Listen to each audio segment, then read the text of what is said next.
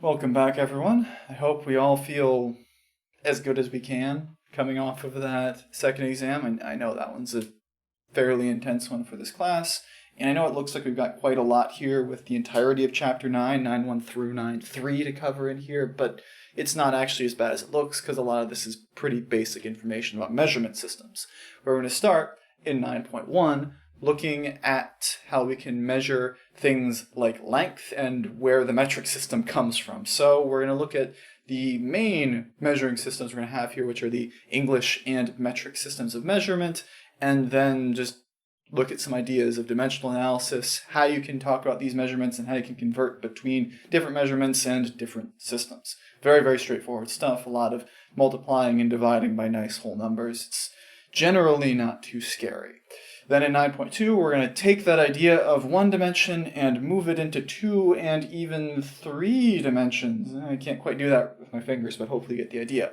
Where we're going to look at measuring area and volume. So again, same sorts of stuff with dimensional analysis in terms of areas and volumes, and we'll also pick up an idea called capacity to go with that.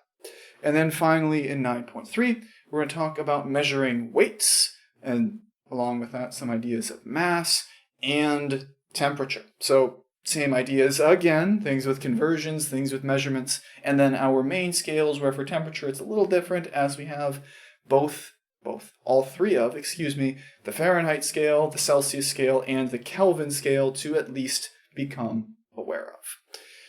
So, with all of that, this week has mostly predictable deadlines, where we have a worksheet for the week that's going to be due on Friday. We've got stuff in MyLab due on Tuesday for sections 9.1 through 9.3 as homework assignments.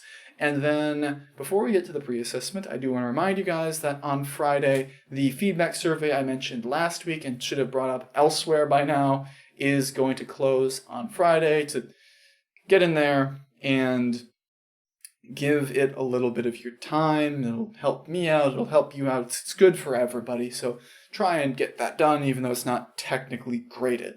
And then finally, we do actually have another pre-assessment moving on to week 10, where we're going to be jumping over to chapter 13. Before that, let's look at some measurements.